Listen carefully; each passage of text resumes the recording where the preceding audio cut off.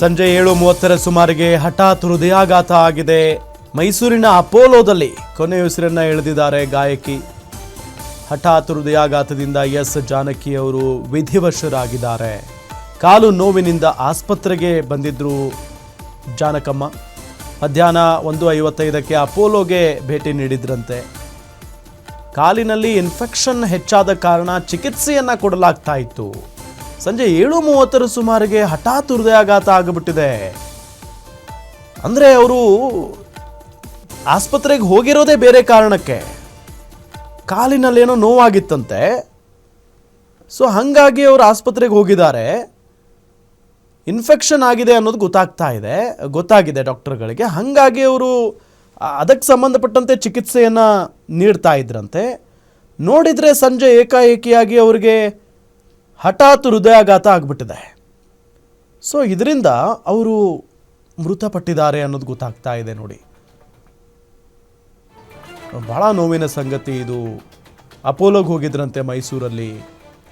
So ಆ ನಿಟ್ಟಿನಲ್ಲಿ ಹೋದಾಗ ಅವ್ರು ಹೋಗಿರೋ ಕಾರಣನೇ ಬೇರೆ, ಸೊ ಅವ್ರಿಗೆ ಆಗಿರೋದೇ ಬೇರೆ. ನಿಜಕ್ಕೂ ಕೂಡ ಭಾಳ ನೋವಿನ ಸಂಗತಿ. ಜೊತೆಗೆ ಅವ್ರ ಬಗ್ಗೆ ಈಗ GT ದೇವೇಗೌಡರು ಕೂಡ ಮಾತನಾಡಿದ್ದಾರೆ. ಬನ್ನಿ ನೋಡೋಣ. ತಾಯಿ ಎಸ್ ಜಾನಕಿ ಅವರು ನಿಧನರಾಗಿರ್ತಕ್ಕಂಥ ಸುದ್ದಿ ಕೇಳಿ ನಮಗೆಲ್ಲರೂ ಕೂಡ ದುಃಖವಾಗಿದೆ. ಇಡೀ ರಾಷ್ಟ್ರದಲ್ಲೇ ಅತ್ಯಂತ ಜನಪ್ರಿಯತೆ, ಎಲ್ಲರ ಪ್ರೀತಿ, ಅಭಿಮಾನ, ಗೌರವಕ್ಕೆ ಪಾತ್ರರಾಗಿದ್ದಾರೆ.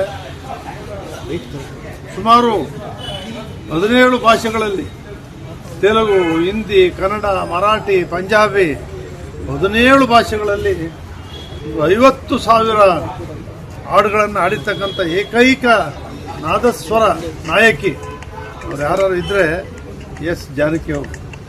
ಅವರಿಗೆ 4 ಬಾರಿ ರಾಷ್ಟ್ರ ಪ್ರಶಸ್ತಿಯನ್ನು ಪಡೆದಿರ್ತಕ್ಕಂಥ ಏಕೈಕ ಮಹಿಳೆ ಎಸ್ ಜಾನಕಿ ಅವರು. ಅವರಿಗೆ ಹಲವಾರು 28-30ಕ್ಕೂ ಹೆಚ್ಚು ಪ್ರಶಸ್ತಿಗಳು ಬೇರೆ ಬೇರೆ ರಾಜ್ಯದಿಂದ ಕೂಡ ಬಂದಿವೆ. ಆ ರೀತಿಯ ನಮ್ಮ ಭಾರತ ದೇಶದ ಅತ್ಯುನ್ನತ ಚಲನಚಿತ್ರ ಹಿನ್ನೆಲೆ ಗಾಯಕಿ ಎಸ್ ಜಾನಕಿ ಅವರು. ನಾವು ಯಾವತ್ತೂ ಕೂಡ ಎಸ್ ಪಿ ಬಾಲಸುಬ್ರಹ್ಮಣ್ಯಂ ಅವ್ರನ್ನ, ಎಸ್ ಜಾನಕಿ ಅವ್ರನ್ನ ನಾವು ಯಾರು ಕೂಡ ಮರೆಯುವಂತಿಲ್ಲ. ಅವರ ಆತ್ಮಕ್ಕೆ ಆ ದೇವರು ಶಾಂತಿಯನ್ನು ಕೊಡಬೇಕು.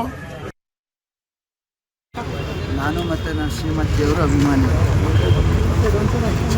ಅವರ ಭಾಳಷ್ಟು ಹಾಡುಗಳನ್ನು ಕೇಳಿದ್ದೆ. ಅವರು ಎಲ್ಲ ಭಾಷೆಯಲ್ಲೂ ಕೂಡ ಹಾಡಿದ್ದಾರೆ. ವಿಚಾರ ಗೊತ್ತಾಯಿತು. ನಾವು ಅವ್ರ ದರ್ಶನವನ್ನು ಮಾಡಬೇಕು. ಅವ್ರನ್ನ ಮೈಸೂರು ನಗರದಲ್ಲಿ ಅವರ ಕುಟುಂಬದವರು ತೀರ್ಮಾನವನ್ನು ಮಾಡಿ